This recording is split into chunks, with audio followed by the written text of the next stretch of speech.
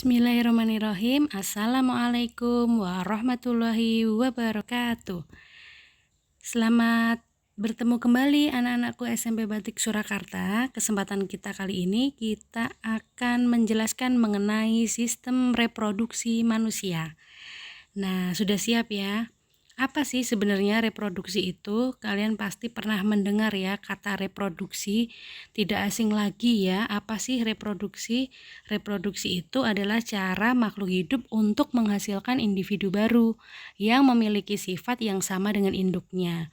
Nah, jadi tujuan dari reproduksi ini untuk menghasilkan keturunan dan mempertahankan atau melestarikan jenisnya. Jadi, reproduksi ini merupakan salah satu ciri makhluk hidup. Nah, kesempatan kita kali ini kita akan mempelajari mengenai organ reproduksi manusia. Nah, di sini nanti kalian akan mempelajari organ reproduksi wanita dan organ reproduksi pria. Nah, tentu kalian sudah pernah mendengar ya istilah-istilahnya.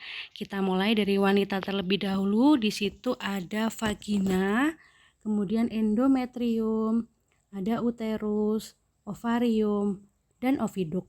Nah, apa saja sih fungsinya masing-masing? Nanti kita akan jelaskan ya. Nah, uterus di sini ada uterus. Uterus itu nama lainnya adalah rahim. Sedangkan ini ada oviduk. Oviduk itu nama lainnya tuba falopi. Dan di sini ada ovarium. Ovarium itu nama lainnya adalah indung telur. Kemudian yang di sebelah kanan itu ada organ reproduksi pria. Di situ ada penis. Di dalam penis ada uretra anak-anak. Kemudian ada testis, ada epididymis, ada vas deferens, vesicula seminalis. Nah, fungsinya apa saja akan kita jelaskan. Jadi, nanti seorang pria itu akan menghasilkan gamet jantan atau spermatozoa atau biasa disebut dengan sperma yang dibentuk di dalam testis. Sedangkan wanita akan menghasilkan sel telur atau ovum yang dibentuk di dalam ovarium. Jadi, perlu kalian perhatikan di sini, pria menghasilkan sperma, sedangkan wanita menghasilkan sel telur atau ovum. Nah, sekarang kita akan menjelaskan fungsi dari organ reproduksi pria. Kita mulai ya. Jadi nomor 1, namanya terlebih dahulu seperti yang telah kita sampaikan tadi. Nomor 1 ini adalah penis. Kemudian nomor 2 ini itu adalah skrotum. Skrotum itu kulitnya yang melindungi testis. Jadi nomor 3 itu adalah testis. Kemudian nomor 4 adalah epididymis. Nomor 5 vas deferens. Dia bentuknya seperti saluran karena dia fungsinya untuk menyalurkan. Kemudian nomor 6 kantong semen. Nomor 7 uretra. Uretra itu berada di dalam penis. Kemudian nomor 8 kelenjar koper dan nomor 9 kelenjar prostat. Nah, sekarang kita cek fungsinya satu persatu. Skrotum, seperti tadi yang telah kita sampaikan, skrotum itu merupakan kulit yang melindungi testis. Dia berfungsi sebagai tempat bergantungnya testis. Nah, testis di sini berjumlah sepasang ya. Berjumlah sepasang. Jadi nomor 2 ini salah ya, ini adalah testis. Testis itu berjumlah sepasang, berfungsi sebagai penghasil sperma dan hormon testosteron. Jadi, seorang pria itu menghasilkan sperma, dia berasal dari testis di sini. Kemudian, setelah dihasilkan oleh testis, maka akan dimatangkan oleh vas deferens. Oleh epididymis. Jadi, tadi setelah menghasilkan sperma, sperma tersebut akan dimatangkan di epididymis. Kemudian dia akan disalurkan melalui vas deferens. Jadi fungsi vas deferens adalah menghubungkan epididymis dengan kantong semen. Sedangkan kantong semen atau vesicula seminalis dia berfungsi untuk menampung sperma sementara. Nah, di sini ada lagi uretra. Uretra itu adalah penghubung di antara kantong semen dan lubang penis. Sedangkan penis ini sendiri dia berfungsi sebagai pengeluaran sperma dan urin. Di sini juga terdapat dua kelenjar, yakni kelenjar Koper dan kelenjar prostat. Kelenjar Koper itu penghasil cairan basa dan kelenjar prostat penghasil cairan bersifat asam. Nah, jadi kita ulangi lagi. Fungsi dari penis adalah saluran kencing, saluran sperma, dan tempat persenggamaan. Sedangkan skrotum tadi berfungsi untuk menjaga suhu testis agar sesuai untuk reproduksi sperma. Skrotum tadi adalah kulitnya yang melindungi testis. Kemudian testis itu berfungsi untuk memproduksi sperma dan hormon testosteron. Epididymis berfungsi mematangkan sperma. Vas deferens adalah saluran yang menghubungkan antara epididymis dan uretra. Sedangkan uretra itu saluran keluarnya sperma dan urin. Kantong semen berfungsi menyimpan sperma sementara dan menambahkan zat. Sedangkan dua kelenjar ini menghasilkan cairan bersifat asam dan kelenjar Koper adalah menghasilkan cairan bersifat basa. Jadi kalian sudah tahu ya. Jadi di sini akan kami jelaskan ulang. Kita berikan kemudahan. Di sini nanti kalian perlu yang penting kalian hafalkan adalah ini. Sebentar kita cek terlebih dahulu. Jadi yang penting itu testis, dia berfungsi menghasilkan sperma.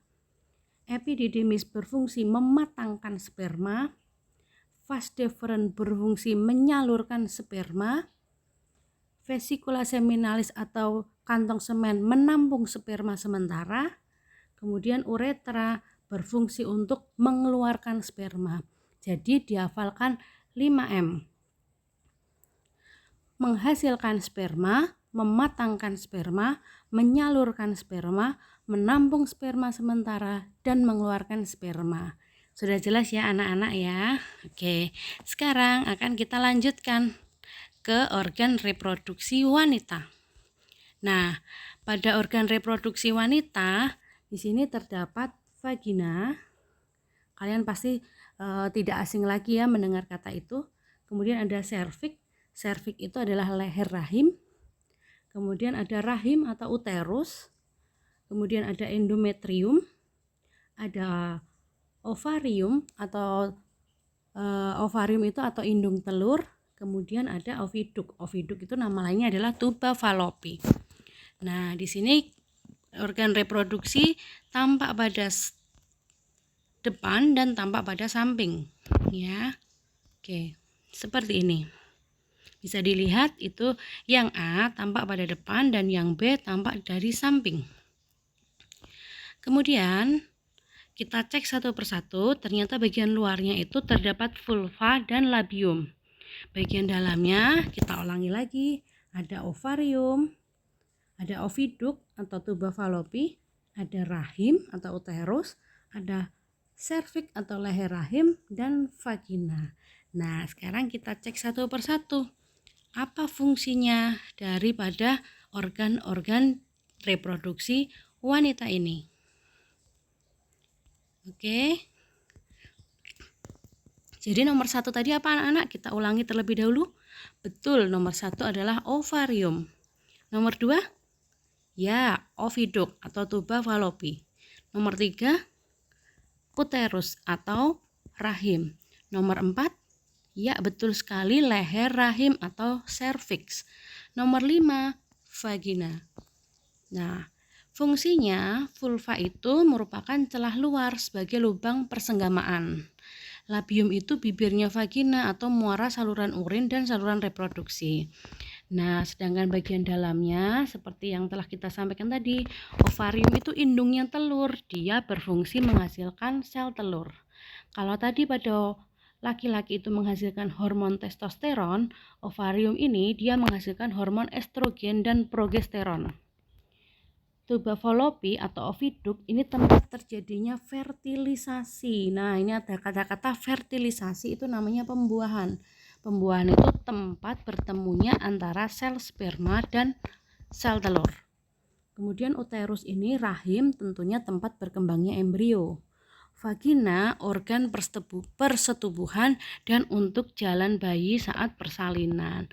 Nah, itu adalah organ-organ reproduksi wanita.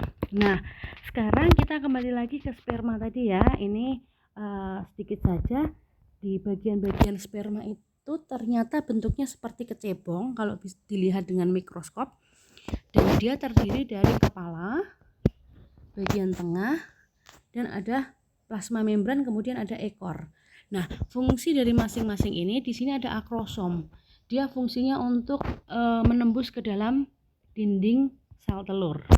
Kemudian yang memberikan energi itu adalah mitokondria, ya, dan yang berfungsi untuk menggerakkan itu adalah ekornya. Jadi di sini fungsi daripada akrosom itu berfungsi untuk menembus sel telur. Sedangkan di mitokondria tadi fungsinya untuk menghasilkan energi, dan ekornya itu sebagai alat geraknya agar mencapai ovum. Ovum tadi apa anak-anak? Ya, betul sekali. Ovum adalah sel telur. Nah, demikianlah pembelajaran kita pada kesempatan kali ini. Semoga bermanfaat untuk kalian semua. Jangan lupa like, komen, dan subscribe, komentarnya yang positif ya. Semoga diberikan kemudahan. Kita akhiri. Wassalamualaikum warahmatullahi wabarakatuh.